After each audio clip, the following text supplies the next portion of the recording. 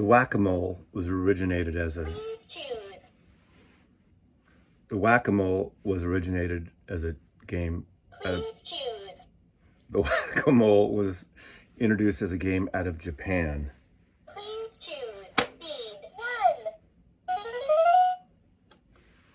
Whack-a-mole, number 123. Now, if those of you who are new to my channel, I have a lot of new subscribers, so welcome. Mazzy here. This is where we have a little fun. This is where I choose 5 random records from my collection, and I share them with you. I appreciate you watching. Thank you for your viewership. Thank you for subscribing. Thank you for your comments. I don't get to respond to everyone. I try here and there, and then I just blank out. I don't know what to say. But I do thank all of you.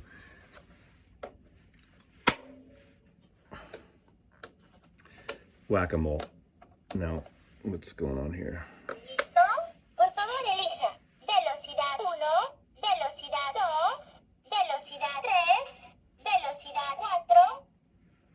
Uno, dos, tres, cuatro, cinco, seis, siete, ocho, nueve, diez. Yo hablo español, pero muy poquito. Yo necesito el escuchen to el whack-a-mole creatures to no comprende. Anyway.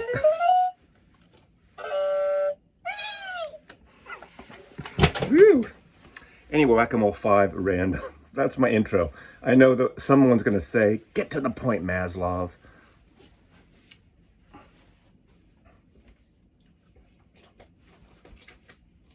One, 2,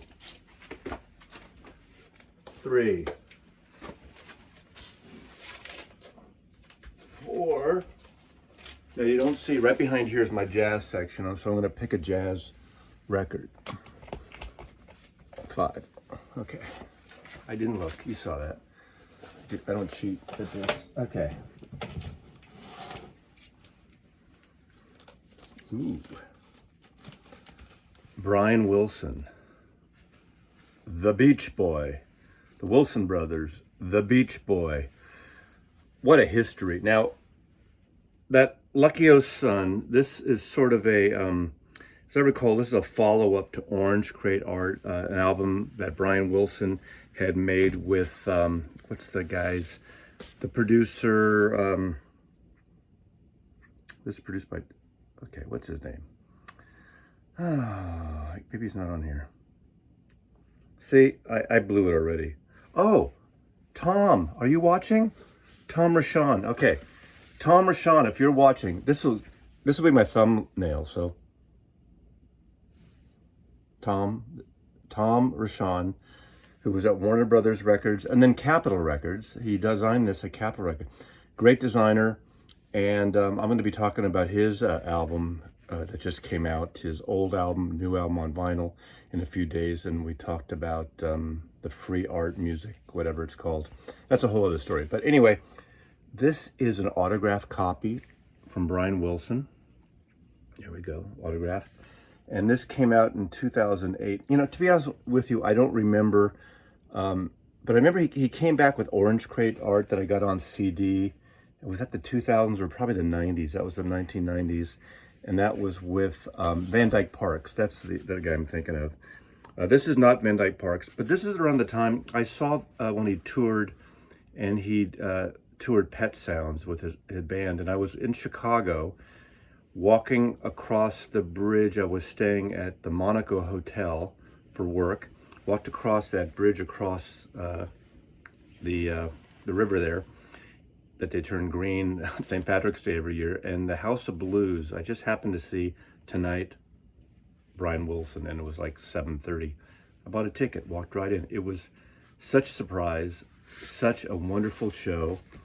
And God, I have to talk to you, Tom Rashawn, about this artwork too. Looks like this is about those old California postcards, the whole orange Southern California thing. That's what it definitely looks like to me. You know, I'm a novice at this. You're the expert at this. I know what I know, and I don't know what I don't know, which is all of us. So there you go, Brian Wilson. Stress in the Strings, Johnny Guitar Watson. Great R&B, bluesy, early rock and roll guitar player. This is a reissue that came out on Southern Roots in the late, just I think 5 years ago or so. This came out, and he was playing around in the 1950s. What's the hit he had? We did things like Space Guitar, Motorhead Baby, Johnny Guitar Watson, 3 Hours Past Midnight. He kind of has a great kind of slow groove too, medium groove. He's not he's more in the rock vein, less in the B.B. King type vein or the Albert King vein, where that's kind of slow, sexy guitar player. He's got really a kind of a cool, tight rockin' sound on his Strat guitar. So Johnny Guitar Watson. I did not know he played saxophone. I should have looked at the picture. So apparently he played saxophone too. All right. Lee Hazlewood, Something Special. Those of you, a lot of people know Lee Hazlewood because of his wonderful production and duets with Nancy Sinatra in the 1960s. Jackson, he wrote Boots Are Made for Walking, and on one of the, he has a record that he records and he kind of does a verbal intro talking about Boots. And in a way, it seems like a demo version, but his records are fantastic. He's got that low kind of Texas baritone voice, and he was really a fixture in Hollywood in the late 60s, all over the place. This is from a series that Light in the Attic has reissued over the years, and they're really great, heavy cardboard, and just wonderful, wonderful records. He seems to me like the ultimate Hollywood playboy of the late 60s, and I'm sure he was everywhere. And just, I'm very curious, and I haven't read any biographies of him or Nancy or Frank Sinatra, just what Frank thought of him. Obviously, Frank brought him in to Reprise to work with Nancy. I mean, I don't know if he brought him in, but that was happening. But, totally, probably not far off age-wise than Frank Sinatra, probably somewhat younger. Yeah, actually, he would have been younger, but I'm wondering, but different generations completely of the whole 60s LA generation than the old school of the Sinatra type thing at Reprise Records. But, I mean, he pretty much writes every song on this album. He was really prolific for those years in the, I'd say, 66, 7, 8, 9. Those are key years for Lee Hazlewood. And his solo records on Light in the Attic, these reissues are just really wonderful. And of course, Light in the Attic is also reissuing all the Nancy Sinatra records, which I know you can find in dollar bins, but there's some great books in them and photographs, and wonderful. Now, I don't remember what order, but of course, Kraftwerk. The only Kraftwerk album I had in the day when they came out, or the first one I got, was Autobahn, and I had that was an early promo record I got. I think 73 that came out, and I have a Capitol, was it Capitol? Phonogram. Anyway, a promo copy of Autobahn. More Electric Hair Tour de France. This was a huge record for them as well. But I didn't, even though I heard this stuff everywhere, I didn't jump in until this later reissue program just in the last couple of years. And these were pressed in Germany, and they're colored variations, and they're just really good records. So this is the Tour de France album, obviously synthesizer work, and one of the founding members, and of course I don't remember his name, just passed away in the last, a year before the whole COVID lockdown, the pandemic thing. So Kraftwerk, I don't know what else to say in the history of them. Obviously I know them, and I know their importance. In the 70s into the 80s and beyond, Kraftwerk. And, this is topical. I was just thinking of this guy. Lounge Lizards. This is on EG Records. This is produced by Teo Maceo. Those of you in the jazz world will know Teo Maceo was a producer at Columbia. He worked with Miles Davis quite a bit, and he's the one who really culled together and edited and curated all the pieces of jamming and music that became Bitches Brew. He would cut them up and edit and make that album. There were like a lot of stream of consciousness in Bitches Brew and jamming, and what a fantastic album. I mean, something that I got into, bought it the year it came out, right when it came out, couldn't get it, returned it, or gave it away. I don't remember. Then I got into it 2 or 3 years later, and I just love it. But Lounge Lizards, Lower East Side, 80s, hipster, the whole East Village groove, fronted by the Lurie brothers, especially a lot of you may know John Lurie, who was not only great horn player here. Let's see, what does he play on here? Saxophonist, and his brother plays keyboards, Evan Lurie, and Steve Piccolo, Arto Lindsay on guitar, and Anton Fear on drums.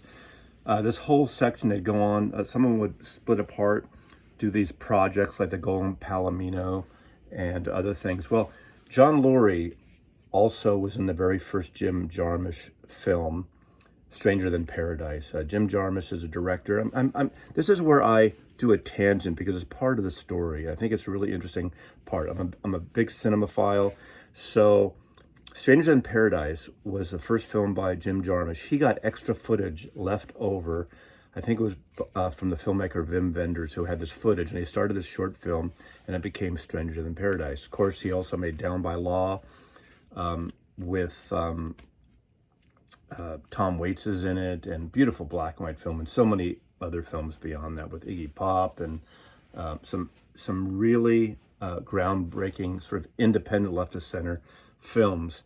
John Lurie now lives, I think, in the Bahamas or on an island, and he had a show in the 90s also on cable at the time called Fishing with John, where he would interview these different celebrities. He'd go fly fishing, and it was really cool. He has a show right now on HBO, and I believe it's called, I've watched 4 episodes so far, and it's called Painting with John. And he's an artist, and he paints, and he does some musical things. Oh, I know why I was thinking about him, because I just watched a documentary called Roadrunner, which is a documentary about Anthony Bourdain, obviously once former chef. Great show of food around the world, and it became really more of a social look at how food, it's not one of those typical, cooking breakfast and cook this and cook that, and this is how you do it. But he really got in a nitty gritty of, in a way, how food can be politics in a way, and how it affects the different cultures of the world. But I highly suggest, and it's obviously it's a dramatic film in this essence of what we know about Anthony Bourdain and how he took his own life just before the pandemic as well. But watch Roadrunner. It's a CNN production, so I think it might be on HBO or CNN. Highly recommended if you're anywhere interested in him. John Lurie is interviewed in it. He talks about it, about his friend Anthony Bourdain as well. So this is a fantastic record. Now, musically, I should talk about the music, shouldn't I, Maslov? It's sort of out there, avant-garde jazz. They do an amazing version on this of Harlem Nocturne, which is a song, a piece of jazz that it's just really angular and noirish, and it's an amazing Illinois Jaquette, I believe. Is that the record I'm thinking of? That's on the Analog Productions I got last year. I picked up a used Analog Productions copy of that. Has, to me, the definitive version of Harlem Nocturne. Fantastic record. I think all their records they've done. This is Edition ZG, 1981 this album came out. But it's a really great combination of like Thelonious Monk, Kenny Clark song, piece of music. There's actually 2 Monk pieces, and the rest, most of them are written or co-written by John Lurie. So that's Whack-A-Mole number 123. We whack the mole in Spanish. Told you about the little history of that. This is a series that I do, and I really appreciate you viewing. Hit the subscribe button. Thank you, and until the next Whack-A-Mole, Mazzy loves you. Hope I gave you enough information. Maybe one record. If every time I do a Whack-A-Mole, you choose one new record to discover, my mission is accomplished.